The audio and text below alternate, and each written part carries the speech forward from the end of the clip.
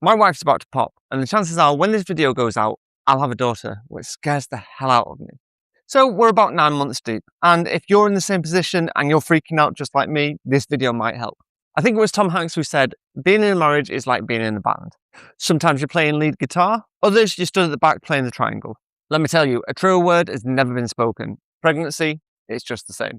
Whatever you thought was important in your life, now isn't. Without sounding too cliche, mum and baby are now your sole purpose on this earth. I decided early that it was better to accept my place in the pecking order right now, rather than thinking it might be different when baby comes. It used to be Kelly, dog, me, and let's just say there's a time over the last 9 months that I've slept on a hard wooden living room floor without a mattress. Yes, that actually happened. And with a daughter on the way, I'm sure my place has just been lowered a couple of notches. So whatever your partner needs, asks, says or thinks, just get it for her, do it, agree, and please, please do it with a smile on your face, because we all know that's going to come back and haunt us. Start getting comfortable taking a more supporting role in your relationship. And personally, I found that I had a feeling of just never being enough. Don't get me wrong, not in the eyes of Kelly, I know she'd never think that, but just within myself. I work for myself, I own my own business. All the bills that I paid are done so from the money that I earn from clients. If you ask me, logically, that's a great success. But what scares me is soon I'm going to have a whole other human that's going to be dependent on me. And that's massive. And as we get closer to D-Day, I found myself not being prepared for some of the thoughts that have been entering my head. My brain goes to a place that no matter what I've achieved in life, it won't even come close to the thought of having a little one depend on me. And there's definitely been some emotional moments over the last 9 months. For example, fitting the car seat. Now, I'm good with my hands and I know my way around a drill. But when it came to fitting that car seat, I felt like I was a 13-year-old failing design and technology all over again. I can't really explain it, but nothing sets you up for the imposter syndrome that you feel when you can't fit a car seat. Right, listen to me on this one. If you're not in shape, it's time to get into shape. And this is quite a good segue into my last point of never feeling enough. Your health and fitness are now more important than ever. I'm a personal trainer by trade, and I deal with mainly busy parents. And one thing I hear a lot of is parent guilt. Taking the time to prioritize your own health and fitness or do something that's important to you. And if you take anything away from this video, it would be change your mindset around that. That 1 to 2 hours that you dedicate to yourself are now priceless, even if you need to get up at 5 a.m. to get it done. Not only does it give you time on your own and with your own thoughts, but if you can't be the best for yourself, how can you be the best for the people who depend on you the most? Prioritizing your own health and fitness is not selfish. If anything, not prioritizing it is. Think of it like this. When you're on a plane and they're doing the safety announcements and the masks come down, they tell you to put your own mask on first. And why is that? Because if you can't help yourself, you can't help the other people around you. So let's get that protein up. Let's increase those steps and let's get to the gym at least once a week.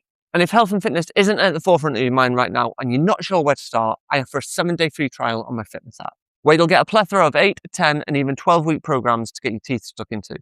After the 7 days, it's just $9.99 a month and you can cancel anytime. If you love it, stick around. If you don't, it's cost you nothing.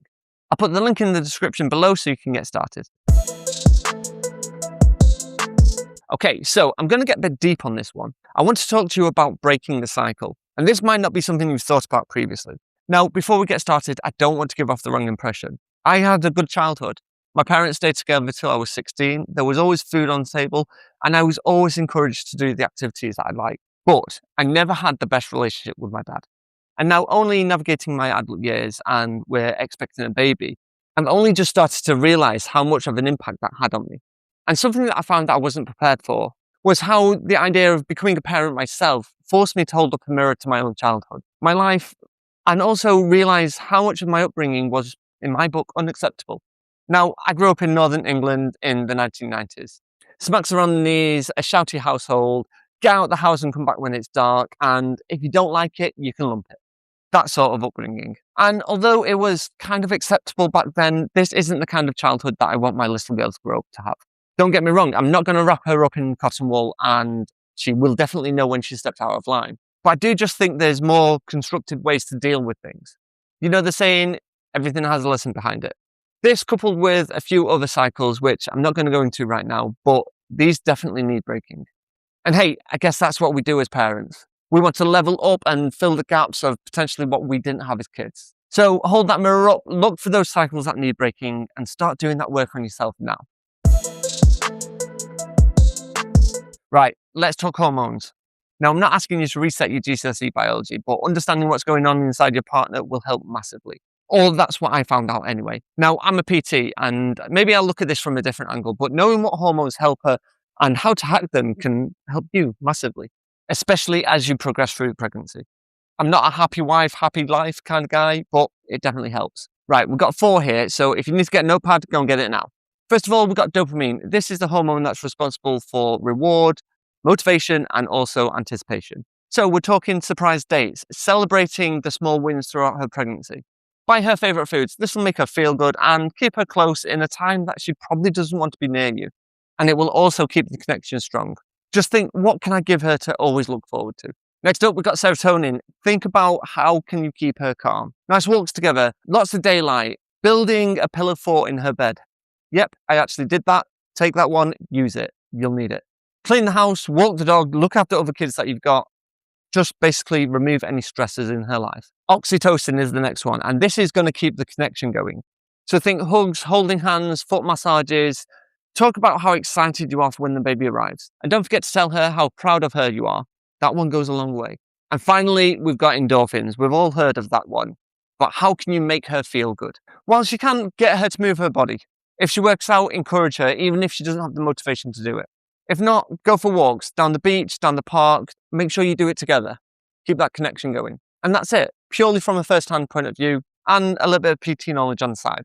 I found doing these 5 things really helped me, my wife, and our relationship.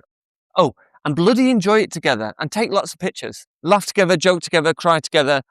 It's a ride, but enjoy it.